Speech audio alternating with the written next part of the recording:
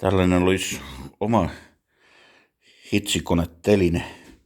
Tämä on versio 4 nyt, kun aina vaan on saatu pienempään tilaan kamaa menemään. Ja nyt ollaan tässä vaiheessa, että siinä on hitsauskone ja plasmaleikkuri tuossa samassa ja kaikki muut hitsaustarvikkeet löytyy tuolta alhaalta laatikosta. Ja mä en ole kenenkään nähnyt asentavan tällainen ennen.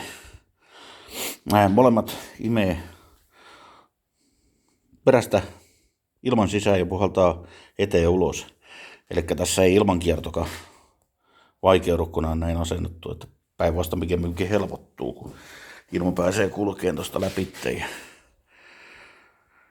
läpitte hyvin ja pullo on täällä melkein aisojen välissä.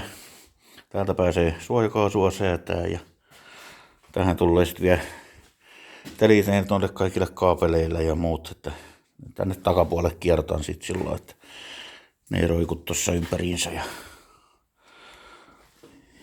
tällainen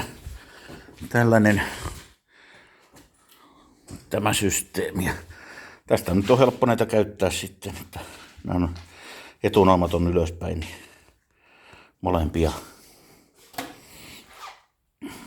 Tämmönen ja kypärälle kanssa tulee tuohon oma teline tähän etupuolelle tuohon päälle ja semmonen.